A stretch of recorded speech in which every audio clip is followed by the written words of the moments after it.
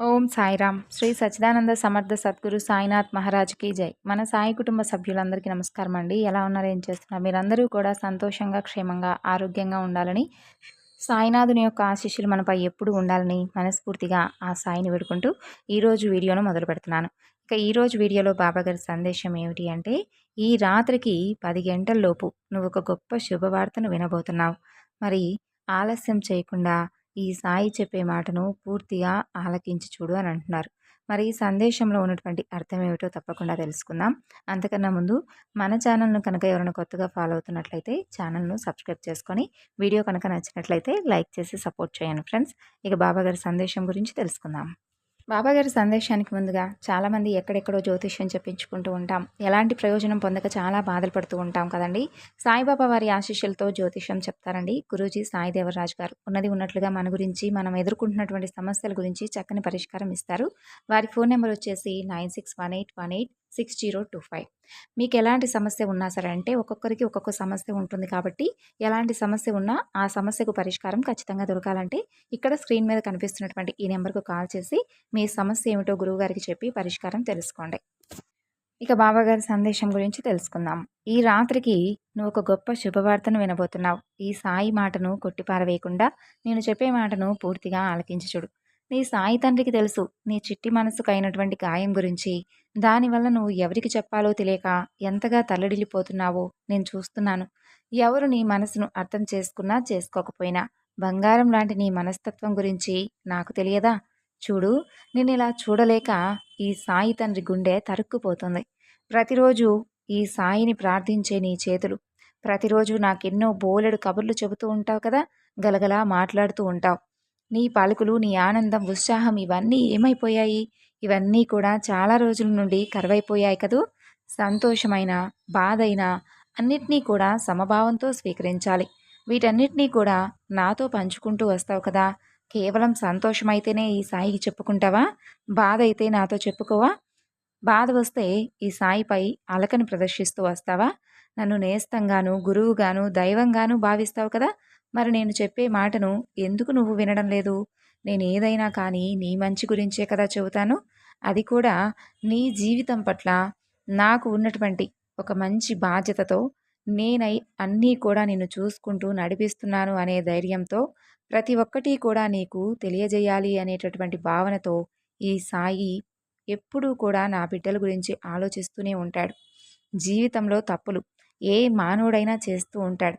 కానీ చేసినటువంటి తప్పును భగవంతుడి దగ్గర ఒప్పుకొని మన్నించమని నీ ఇష్టదైవం వద్ద మనస్ఫూర్తిగా నీ తప్పును వేడుకో. క్షమించమని చెప్పి వేడుకో. అంతకు మించి ఇంక నువ్వేమీ చేయనవసరం లేదు. ఇక నీ మనసుకైనటువంటి గాయం గురించి నువ్వు అదే పనిగా ఆలోచిస్తూ బాధపడనవసరం లేదు. నిన్ను అడుగడుగునా నేను కాపాడుకుంటూ వస్తున్నాననే విషయం గురించి నువ్వు మర్చిపోయినట్లున్నావు. నీకు బాగా తెలుసు ఈ బాబా గురించి. అయినా ఏదో తెలియనటువంటి భయం నీకు మనశ్శాంతి లేకుండా చేస్తుంది కదూ. ఒక్కటైతే నిజం, నీ మనసును ఎవరు అర్థం చేసుకున్నా చేసుకోకపోయినా, ఎవరు నీకు సరైనటువంటి విలువను ఇచ్చినా గుర్తింపును ఇవ్వకపోయినా నేను మాత్రం నీకు ఎప్పుడూ కూడా అండగానే ఉంటాను. మంచి వ్యక్తిత్వం నీది. మంచి వ్యక్తిత్వం అనేది ఎలా ఉంటుందో తెలుసా? వెలుగుతూ ఉన్నటువంటి దీపం వంటిది. ఎందుకంటే దీపం గుడిసెలో ఉన్నా, భవనంలో ఉన్నా ఒకేలా కాంతిస్తుంది కాబట్టి. కాబట్టి నువ్వు కూడా ఎప్పుడూ ఒకేలా ఉండాలి. పరిస్థితుల ప్రభావం పరిస్థితుల ప్రభావం పట్ల, నీకు ఎదురవుతున్నటువంటి కొన్ని సమస్యల పట్ల నీ మనసు ప్రస్తుతం ఎంత బాధపడుతుందో నేను అర్థం చేసుకోగలను. అయినప్పటికీ బాధైనా, సంతోషమైనా అన్నిటినీ కూడా సమభావంతో స్వీకరించగలగాలి కదా. అప్పుడే జీవితంలో నువ్వు విజయాన్ని సాధిస్తావు. ఒక్కటి చెప్పనా, కాలం ఎప్పుడూ మంచివారికి తోడుగా నిలబడకపోయినా బాబా ఎప్పుడూ కూడా తోడుగానే ఉంటాడు. కాకపోతే కాస్త ఆలస్యం అవుతుందేమో కానీ ఖచ్చితంగా మీకు మేలు చేకూరేలా మాత్రమే ఈ సాయి మీకు అండగా ఉంటాడు. ప్రస్తుతం నీకు వచ్చిన కష్టాలను, సమస్యలను తొలగించలేకపోవచ్చు. అవన్నీ కొన్ని నువ్వు అనుభవించవలసినవి అయి ఉండవచ్చు. వాటి నువ్వు పూర్తిగా అనుభవిస్తేనే కర్మ నుండి నువ్వు బయటపడగలుగుతావు. కాబట్టి అడిగినవన్నీ కూడా నేను ఇవ్వలేనప్పుడు నాపై కోపం ప్రదర్శించవద్దు. నన్ను నిందించవద్దు. కొంచెం ఆలోచన చెయ్యని మాత్రం చెబుతున్నాను. ఎందుకు బాబా ఆలస్యం చేస్తున్నాడు అని కేవలం ఆలోచించు. నీ వెంటరాని వాటి కోసం నువ్వెంత పరుగులు తీసినా అవి ఎండమావుల వెంట పరుగులాంటివి. సాయి వంటి రత్నాన్ని పొందావు కదా! అలాంటి మాణిక్యాన్ని పొంది కూడా ఇంకా ఇలా దిగులు పడుతూ ఉన్నావా? మనకు తగినటువంటి గుర్తింపు లేదు. నన్ను నిర్లక్ష్యం చేస్తున్నారని నీకు నువ్వు నిర్లక్ష్యం చేసుకుంటున్నావు. నాకు గుర్తింపు లేదు, మనశ్శాంతి లేదని అనుకుంటూ మదన పడిపోవద్దు. నిన్ను నువ్వు మంచి ఆలోచనలతో నీ మనసును నువ్వు సంతోషంగా ఉంచుకోవచ్చు కదా! అలా ఎందుకు నువ్వు ప్రయత్నం చేయడం లేదు? నీతో ఉన్నవారు ఎంత ఈర్ష్య చూపిస్తున్నా, నీకు గౌరవం ఇవ్వకపోయినా నీకొచ్చినటువంటి నష్టమేమిటి? నీ మనసుకు గాయం కలిగేలా వారి ప్రవర్తన ఉన్నా, నువ్వు మాత్రం వారితో సంతోషంగా ఉండు. ఆప్యాయంగా వారిని పలకరిస్తూ ఉండు. అప్పుడు ఏదో ఒకరోజు వారికే తెలిసొస్తుంది. అంతేకాని ఎవరి కోసమో నీ ప్రశాంతతను నువ్వెందుకు కోల్పోవాలి? ఒక విషయమైతే సదా గుర్తుంచుకో. ఏ కష్టం వచ్చినా నన్ను తలుచుకుంటూ ఉంటావు. అంతా నేనే చూసుకుంటున్నానని పరిపూర్ణంగా నమ్ముతావు. బాధ నీదైతే అది తీర్చే బాధ్యత ఈ బాబాది. నాకు తెలిసి కూడా ఇవన్నీ కూడా నీకు తెలిసి ఇంకా ఎందుకంత అసహనానికి గురవుతూ వస్తున్నావు? నీ గురించి నాకు ఈ మధ్య బాగా బాధ ఎక్కువైపోయింది.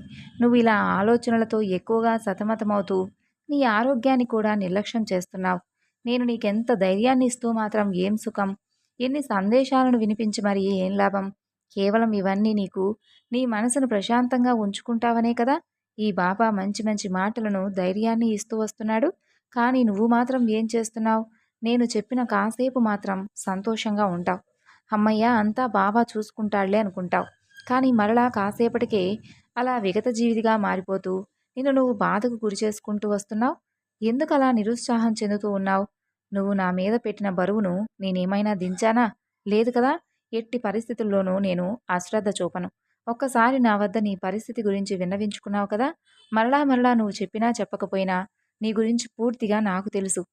పదే పదే నువ్వు ఇలా బాధపడుతూ, పదే పదే ప్రాధేయపడుతూ మరి ఈ సాయికి నువ్వేమీ గుర్తు చేయనవసరం లేదు.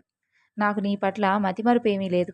అందరి మాటలు, అందరి సమస్యలు తీర్చేటటువంటి ఈ సర్వాంతర్యామికి కేవలం నీ ఒక్కడి గురించే మర్చిపోయేటటువంటి భావన ఎలా వస్తుంది చెప్పు?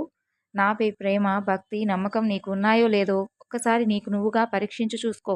అప్పుడే ఈ సాయిపై నీకు అనుమానం, అసహనం ఏర్పడతాయి. అవి లేవు కాబట్టే నాపై నువ్వు అపనమ్మకాన్ని పెంచుకున్నావు. ఏదైనా కానీ జీవితంలో పొందాలి అని అనుకుంటే సరిపోదు. దానికోసం ఆరాటపడితే కూడా సరిపోదు. నీలో పోరాడే శక్తి ఉండాలి. అలాగే వాటి గురించి వచ్చే సమస్యలను పరిష్కరించుకునేటటువంటి తెలివితేటలు ఉండాలి. అలాగే వాటి వలన ఎదురయ్యేటటువంటి సమస్యలను పరిష్కరించుకొని వాటి వాటి వలన కొన్ని సమస్యలను కూడా నువ్వు ఎదుర్కోవాల్సి వస్తుంది. అప్పుడే నీ కల నెరవేరుతుంది.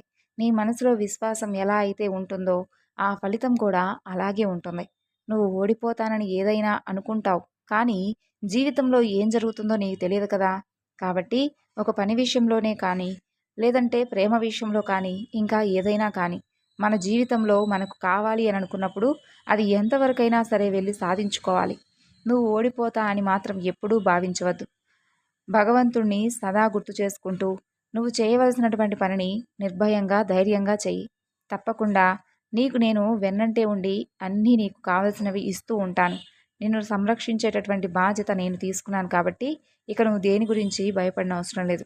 కొన్నిసార్లు మీ ఊహకు అందనటువంటి సంఘటనలు కూడా మిమ్మల్ని పలకరించేందుకు, మిమ్మల్ని బాధించేందుకు సిద్ధమవుతూ ఉంటాయి. అవి సహజం. ఎందుకంటే కాలం ఎప్పుడూ కూడా ఒకేలా అయితే ఉండదు కదా! కొన్ని మార్పులు జరుగుతూ ఉండడం సహజం. అప్పుడు ఈ బాబా విపత్కరాన్ని ఆపేందుకు మరొక విపత్కరాన్ని సృష్టిస్తాడు. అప్పుడు చిన్న చిన్న తేలికపాటివిగా మారి మీ నుండి ఆ సమస్యలన్నీ కూడా దూరమవుతాయి. మరలా మరలా చెబుతున్నాను. నువ్వు మాత్రం ఎక్కువగా ఆలోచించవద్దు. మనస్ఫూర్తిగా ఈ సాయిని నమ్మావు. నిజాయితీగా కొలుస్తూ ఉన్నావు. ఏకాగ్రతగా ప్రార్థిస్తూ వస్తున్నావు. ధైర్యంగా నీకేం కావాలో అడిగావు. నువ్వు భక్తిగా చేసేటటువంటి కేవలం ఒకే ఒక్క నమస్కారంతో ఈ బాబా ఎంతో ఉప్పొంగిపోతాడు. నీకు తెలియదు. అలాంటి నీ బాబా నువ్విలా ప్రతిరోజు కన్నీరు కారుస్తూ చేసే విన్నపాన్ని ఎప్పుడైనా కానీ కాదంటాడా చెప్పు? నేను మీకు స్వయంగా ఎదురుపడి అన్నీ చెప్పలేను కదా! ఇలా అయినా మీరు ధైర్యంగా ఉండాలనేదే నా ఆశ. అందుకోసమే నా ఈ చిన్న ప్రయత్నం. అలాగే ఆ ప్రయత్నాన్ని ఒక మంచి సందేశంలా మలచి మీకు మీ మంచి మనసుకు కాస్తైనా కుదుటపడే విధంగా మంచి మంచి మాటలను అందిస్తూ వస్తాను. అర్థం చేసుకొని ఇకనైనా సమస్య పట్ల నీకున్న అపనమ్మకాన్ని, భయాన్ని, అనుమానాన్ని విడిచిపెట్టు. అలాగే నువ్వు ఎదురు చూస్తూ ఉన్నటువంటి శుభవార్త ఈరోజు రాత్రిలోపు తప్పకుండా నువ్వు వినేలా చేస్తాను. అది కూడా నీ జీవితానికి సంబంధించినటువంటి అతి ముఖ్యమైనటువంటి విషయం గురించి. ఇక నీలో ఉన్నటువంటి అనుమానాలు, అపనమ్మకాలు అన్నీ కూడా పక్కన పెట్టి సంతోషంగా ఆహారాన్ని స్వీకరించు. సమయానికి నిద్రించు. అలాగే ప్రశాంతమైనటువంటి మనసును నీకు నువ్వుగా సృష్టించుకో. దానిని ఎవరో ఇస్తే మనం తీసుకోవడం కాదు. మన మనసును మనమే ప్రశాంతంగా ఉంచుకోవాలి. ఎక్కువగా ఆలోచించకుండా భగవంతుడి దగ్గర, భగవంతుడి సన్నిధిలో ఎక్కువగా కాలం గడుపుతూ ఉండు. అప్పుడు నువ్వు ఎంతో సంతోషంగాను, నీ మనసు ప్రశాంతంగాను ఉంటుంది. సో విన్నారు కదండి, బాబాగారు చెప్పినటువంటి ఈ సందేశం మీ అందరికీ కూడా నచ్చింది అనుకుంటున్నాను. ఈ సందేశం మీకు నచ్చితే మరికొంతమందికి షేర్ చేయండి. మరొక చక్కని బాబాగారి సందేశంతో మరలా కలుసుకుందాం. అంతవరకు నమస్కారం.